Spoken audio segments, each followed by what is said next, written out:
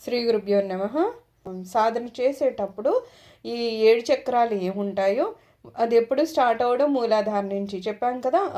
అమ్మవారు ఒక పాము రూపంలో ఒక పడగని ఇలాగా మామూలుగా పడుకున్నట్టుగా ఫస్ట్ ఉంటారు, ఆ తర్వాత పడగెత్తినట్టుగా పైకి వెళ్తూ ఉంటారు అనేది ఒక రకంగా చెప్తే, ఏమంటున్నారు, ఒక్కొక్క స్థాయి మనం దాటినప్పుడు ఈ ఒక్కొక్క చక్రం యాక్టివేట్ అవుతూ ఉంటుంది. కొంతవరకు మన సాధనలు పనిచేస్తాయి, కానీ ఒక స్థాయి వచ్చాక అక్కడ ఇంకా మనం చేసేది ఏమీ ఉండదు, సాధకుని చేతిలో ఏముండదు. అలాగా 6 చక్రాల వరకు మనిషి తను చేసే సాధనని బట్టి ఆజ్ఞాచక్రం వరకు వెళ్తాడు. ఈ ఆజ్ఞాచక్రం నుంచి సహస్రారం వెళ్ళే ఈ గ్యాప్ మాత్రం ఇంకా లాస్ట్లో ఏమంటున్నారు, అది కేవలం భగవంతుని చేతిలో ఉంటుంది కానీ సాధకుని చేతిలో ఉండదట. అయితే అక్కడి నుంచి ఎప్పుడన్నా ఆజ్ఞాచక్రం నుంచి సహస్రారానికన్నా వెళ్ళొచ్చట, లేదు ఆజ్ఞాచక్రం నుంచి అతను మళ్ళా కిందకి పడిపోవచ్చా, అగాధంలో పడిపోయినట్టు అతను అక్కడి నుంచి మళ్ళీ కిందకి జారిపోవచ్చట.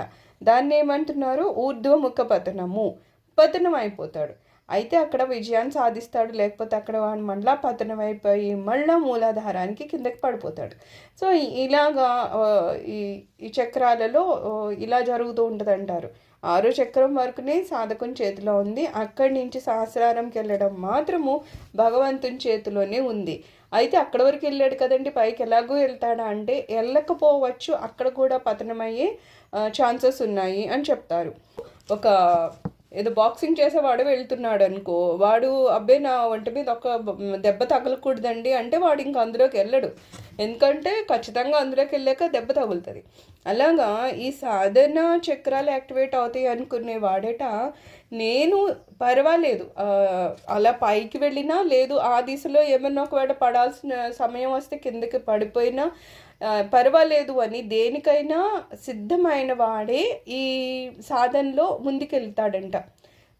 అంటే అయ్యి బాబాయ్ అక్కడ ఏదో పడిపోతా అంటే ఇంకెందుకులే అని అసలు మొత్తానికే సాధన చేయనోడు ఇంకెక్కడ వెళ్తాడు, వెళ్ళడు. సో అతను ప్రిపేర్ అయ్యి వెళ్తాడంట.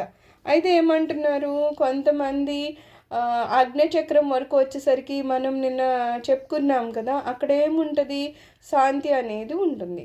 సో ఎప్పుడైతే అతనికి శాంతి అనేది దొరుకుతుందో అతను ఏమనుకుంటాడంట, ఆ అమ్మయ్య నాకు కావాల్సింది దొరికిందిలే అని చెప్పేసి అక్కడ ఆగిపోతాడంట.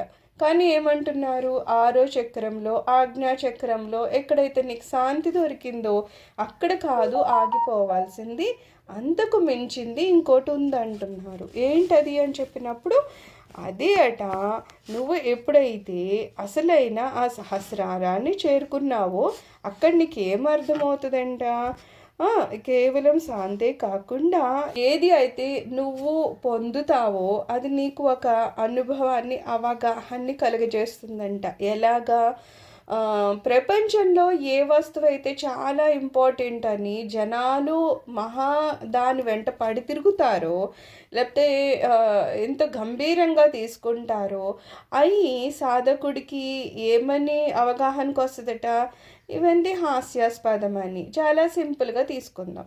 ఒక డబ్బు కోసమే కదా మనిషి ఎన్ని కష్టాలు పడతాడో, ఎన్ని కుతంత్రాలు చేస్తాడు, కుదిరితే ఒక మనిషిని చంపేస్తాడు, ఇవన్నీ చేశాడంటే ప్రపంచం దాన్ని ఎంత గంభీరంగా తీసుకుంటుంది.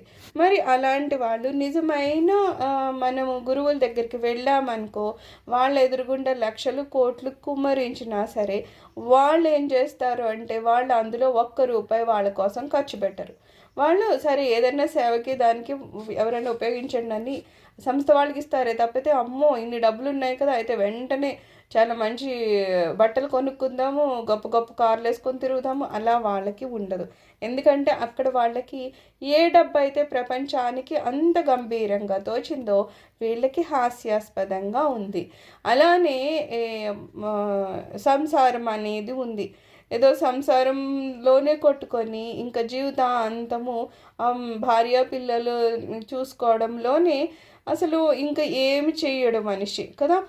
వాళ్ళకి డబ్బులు కావాలని డబ్బు సంపాదిస్తాడు, ఇంకా కుదిరితే వాళ్ళ సొంత వాళ్ళని అమ్మ నాన్నని కూడా వదులుకునే స్థితిలోకి వెళ్ళిపోతున్నాడు. ఇలాంటివి ఎన్నెన్నో చూస్తున్నాం. కానీ మరి సాధువులు ఉన్నారంటే వాళ్ళకంటే సంసారము అంటే వాళ్ళగా వాళ్ళు వ్యక్తిగతమైన సంసారం ఏముండదు, లోకమంతా నేనే అనే స్థితిలో ఉంటారు. అంటే వాళ్ళ ఆలోచన పద్ధతికి ఒక ప్రపంచంలో సామాన్యుడి ఆలోచన పద్ధతికి ఎంత తేడా ఉంది.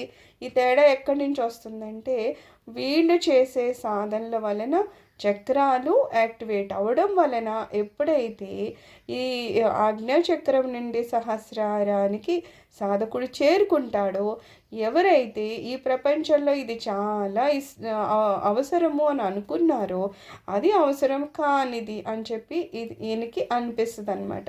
సో ఎక్కడి నుంచి వస్తున్నాయి ఈ భావాలంటే లోపల చక్రాలు అలా యాక్టివేట్ అవ్వడం వలన.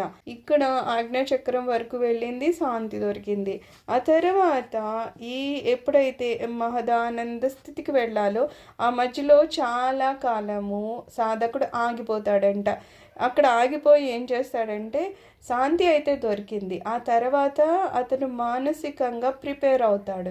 ఏంటి మన మనసు ఇప్పుడు వరకు ప్రపంచంలో కొన్నిటిని ఇది లేకపోతే నాకు జీవితం గడుస్తుందా అంటే అమ్మో గడవదేమో అనే స్థితిలో ఉండిపోతాం కదా. మనకి సంబంధికులు ఉండాలి, డబ్బులు ఉండాలి, ఏదో సెక్యూరిటీ ఉండాలి, ఇవన్నీ మనము మానసికంగా అలవాటు పడిపోయిన వాళ్ళం. సడన్గా ఏదో అబ్బాయి పర్వాలేదు కుటుంబాన్ని వదిలేసి ఎక్కడికన్నా వెళ్ళిపో, డబ్బులు లేకుండా బయటకు వెళ్ళిపో అంటే మనం వెళ్ళగలుగుతామా? అబ్బాయి మనకు ప్రిపరేషన్ ఉండదు, ఎందుకంటే అవి లేకపోతే మనం బతకలేం కదా అని మనకి ఒక ఆలోచన. అయితే లేదు నువ్వు ఇప్పుడు ధ్యానం చేస్తున్నావు, నీకు శాంతి వచ్చేసింది కదా, పర్లేదు వెళ్ళిపో అంటే అమ్మో ఇప్పుడంటే అన్నీ ఉన్నాయి కాబట్టి నాకు శాంతిగా ఉన్నాను, ఇవన్నీ లేకుండా మనం బయటకు వెళ్తే నా పరిస్థితి ఏంటని ఆలోచిస్తాను కదా. అలాగా ఇక్కడ ఒక గ్యాప్ ఎందుకు వస్తుంది అంటే శాంతి దొరికింది కానీ అతనికి మాదానంద స్థితి కానీ లేకపోతే ప్రపంచాన్ని వదలగలిగే స్థితి కానీ రావడానికి టైం పడుతుందట. అంటే ఇవన్నీ ఏది అయితే ప్రపంచము ఇవి లేకుండా బతకలేవని వెంటపడి తిరుగుతున్నాయో అవి లేకపోయినా నేను బ్రతకగలను అని అనుకోవడానికి అతనికి ఎంతో సమయం పట్టి, పైగా ఏమంటున్నారు ఎప్పటి వరకు అతనికి లేదు నేను బయటికి ఒక్కడనే వెళ్ళిపోయినా నన్ను ఏదో రూపంలో భగవంతుడో మా గురువుగారు కాపాడుతారు అని పూర్ణత నమ్మకంతో వెళ్తాడో అతను మాత్రమే ఆజ్ఞాచక్రం నుంచి సహస్రారానికి దూకగలడు అంటున్నారు. అది ఎంత కష్టమైన విషయం మనం ఒకసారి ఆలోచిద్దాం. ప్రపంచంలో ఏది అయితే ఓకే మనకి అర్థమవుతుంది. ఇప్పుడు సామాన్యుడు డబ్బుల కోసం పడే కష్టము లేకపోతే చేయగలనుకున్న మోసము అవి అయితే చేయాల్సిన అవసరం లేదు. ఓకే అంత డబ్బులు కాకపోతే ఎంతో కొంత అయినా పర్వాలేదు అనుకునే స్థితిలో ఉంటాం. కానీ అసలు డబ్బులు లేకుండానో లేకపోతే సంసారంలో మిగిలిన వ్యక్తులు జీవితంలో లేకుండా ఏ వ్యక్తి లేకుండా కూడా నాకు జీవితం గడిచిపోతుందా అంటే మనం అంత ఈజీగా అంగీకరించలేము. ఎందుకంటే మనం చూస్తున్నాం కదా, ప్రాక్టికల్గా చూస్తున్నాం. మనకు ఖచ్చితంగా ఒక మనిషి అనేవాడు పక్కన మనకి తోడుగా ఉంటూ ఉండాలి. డబ్బులేనేవి కనీసం మనకి జీవితంలో ప్రతి దానికి కావాల్సింది కదా. మరి ఇన్ని ఇలా అలవాటు పడినాడు సడన్గా అంటే ఏమంటున్నారు, ఎప్పుడు దూకగలడట గురువు గారి మీద పూర్ణత మొత్తము ఆ నమ్మకం ఆయన మీద వదిలేసి ఇంకా ఇక్కడి నుంచి ఏం జరిగినా ఆ స్వామి చూసుకుంటారులే అన్నవాడే దూకగలడంట. అలా ఒకవేళ వాడికి నమ్మకం లేదు, లేకపోతే అందులో కూడా ఏదో నమ్ముతున్నాను కానీ ఏం వాళ్ళు ఆ స్వామి ఏమన్నా చూస్తారు లేకపోతే నా పరిస్థితి ఏంటో అని కొంచెం అయినా సరే అతనికి నమ్మకం పోయిందా 99.9 మంది అక్కడ జారిపోతున్నారు అని చెప్తారు. కొంతమంది అవి చూడు అథ్లెటిక్స్లో అవి వాళ్ళు హై జంపులు అవి చేసేస్తూ ఉంటారు. అది చేసినప్పుడు వాడు ఎంతో దూరం జంప్ చేస్తాడు, కానీ ఒక్కొక్కసారి ఆ కర్ర కొంచెం అటు ఇటు పోవడమో కాలు అటు ఇటు తగ్గడం ఏదో సమ్ ఉంటుంది. అంటే అక్కడ కొంచెం వాళ్ళకి ముందు నమ్మకం కూడా తగ్గుతుంది అనమాట. ఎందుకో వాళ్ళకి కొంచెం టెన్షన్ రావడమో లేకపోతే ఏమవుతుందని ఏది వచ్చినా మనకి ఆ జరిగే పనిలో అది ఒక విఘ్నం లాగా అయిపోతుంది. అలాగా ఎవరికైతే ఆ గురువు గారి మీద నమ్మకం లేదో లేకపోతే తగ్గిపోయిందో వాడక్కడ బెంబేలు ఎత్తిపోయి జారి పడిపోతాడంట. ఆజ్ఞాచక్రం వరకు వెళ్ళి కూడా అతను సహస్రారానికి చేరుకోకుండా అక్కడ నుంచి చాలా పైనుంచి పడ్డాడు. అందుకని దాన్ని కూడా మనం ఏమంటున్నారు ఊర్ధ్వముఖ పతనం అంటున్నారు. మామూలు పతనం కాదు, ఊర్ధ్వముఖ పతనము, పైకి వెళ్ళి మళ్ళా కిందకి పడిపోవడం అన్నమాట. అందుకని ఏమంటారు, ఎప్పుడు కూడా గురువుగారు అనేవారు మన జీవితంలో ఉండడం అవసరం. అలాగని శారీరకంగా గురువుగారు ఉండాల్సిన అవసరం ఏం లేదు. ఏ రకంగా ఉన్నా సరే గురువుగారు ఒకప్పుడున్నా ఆయన ఇప్పుడు కూడా మనతో ఉన్నట్టే. ఇప్పుడు అంటే అది కేవలం మన ఈ జన్మలోది బంధం అయితే కాదు. ఎప్పటి నుంచో కూడా గురువుగారు మనని ఏ ఏ జన్మల్లో ఎక్కడెక్కడ మనం ఎలా ఉన్నా ఆయన మనం కాస్తూ ఉన్నారు. ఇప్పుడు వస్తారు, మళ్ళీ నెక్స్ట్ జన్మల్లో కూడా ఎక్కడున్నా మనల్ని ఆయన పట్టుకుంటారు. సో అలాగా గురు శిష్య సంబంధం ఉంది. అందుకనే కదా ప్రతి వాళ్ళు గురువు గారు ఇచ్చిన మంత్రమావని ఆ గురుత్రయమావని అయ్యి పట్టుకుని ఉంటారు. ఎందుకంటే వాళ్ళు అలా మనల్ని కాపాడుతూ ఉంటారనమాట.